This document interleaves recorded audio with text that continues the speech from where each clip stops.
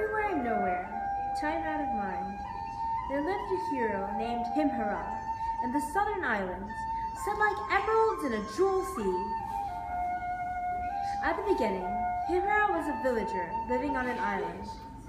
Set on the back of a great turtle, Himhera's village, with its mountains and trees, floated through the deep oceans.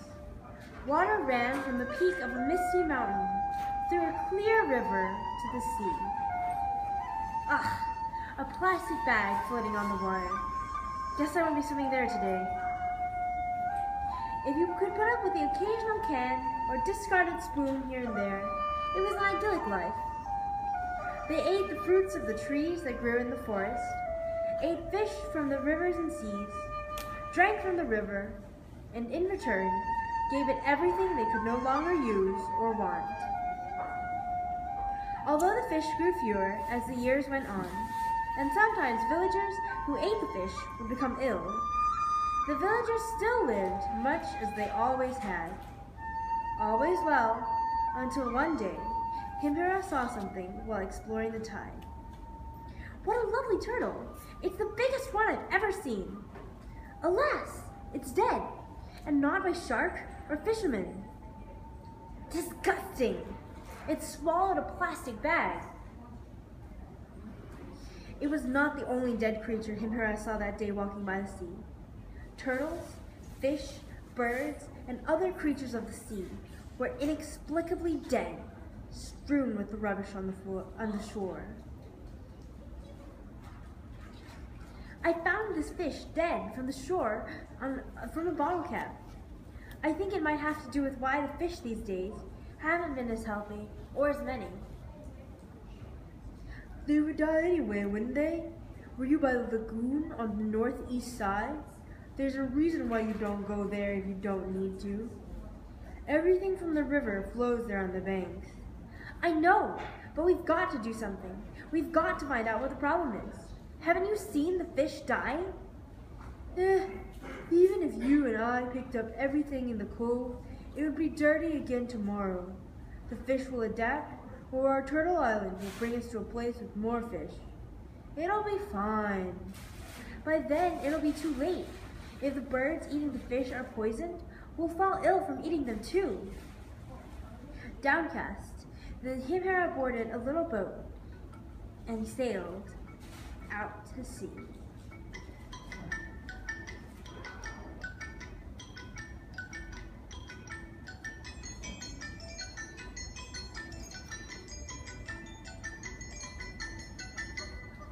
Out on the open water, Himhera encountered more horrors.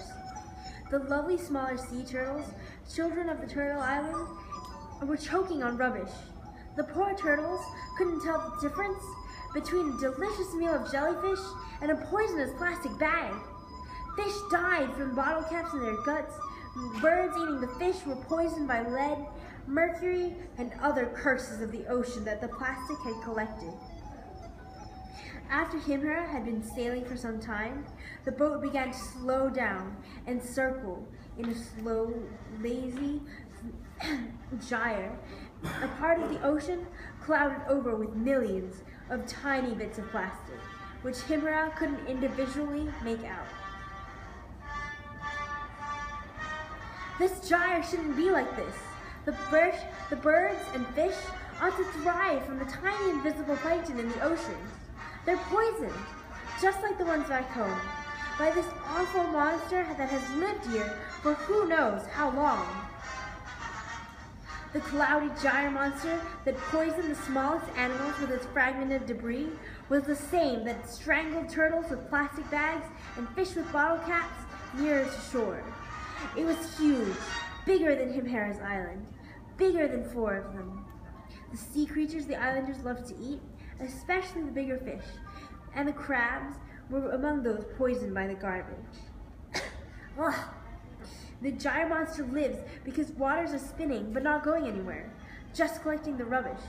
That's why all the turtles and fish and birds are dying. It's for our own wastefulness and neglect that this has happened. Struggling out of the sluggish waters of the gyre, Himhera returned to the village as fast as the little boat would go.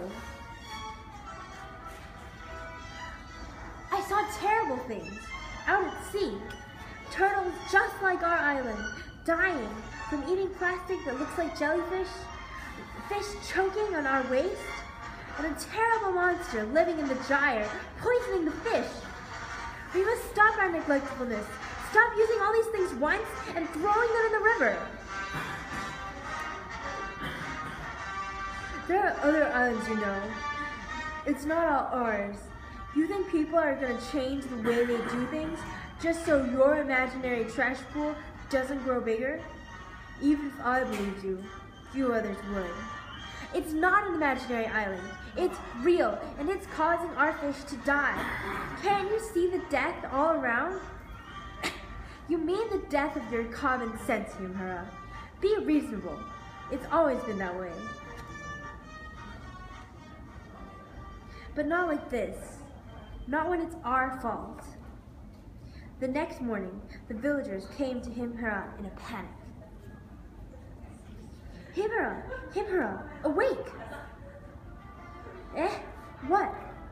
The Gyre monster! The island turtle swam into it last night, and it's now dying from the poison. It's even worse than we thought. Our turtle has swallowed many of our plastic bags. It stopped swimming, and the rivers are red with its blood. Our turtle is dying.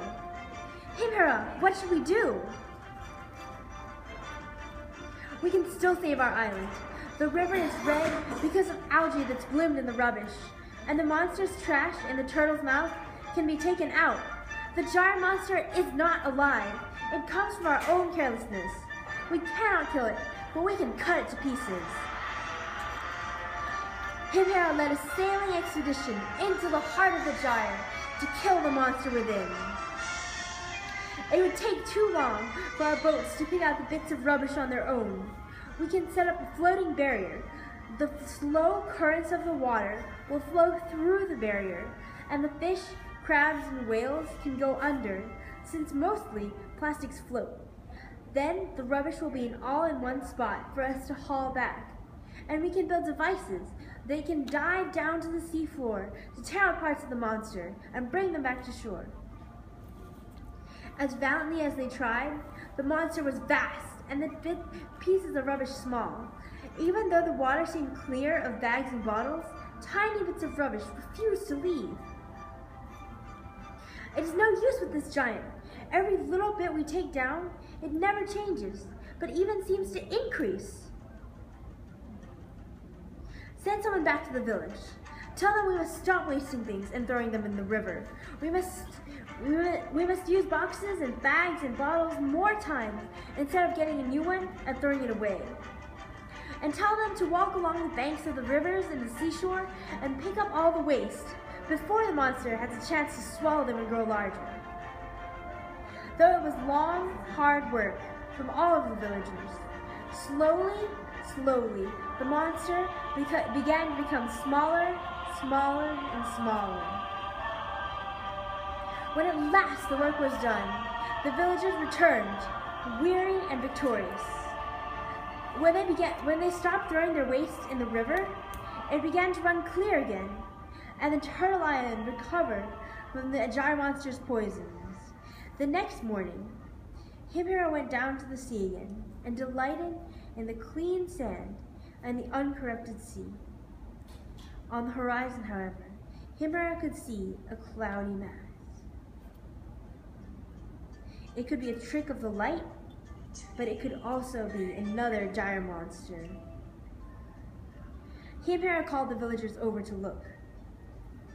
Although we've won for now, there are other gyres, and probably other Gyre monsters as well. Look to the horizon. It could be merely a water bottle, or it could be another Gyre monster. We must always be ready.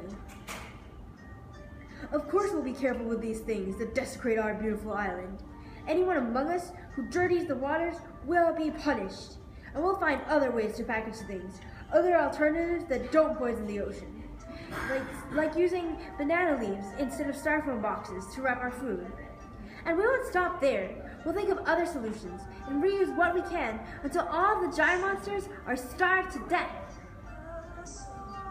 Although this Gyre monster had been defeated, there was still more in the ocean. It would never be easy undoing what they had done. But now Himhera and the villagers knew where to start.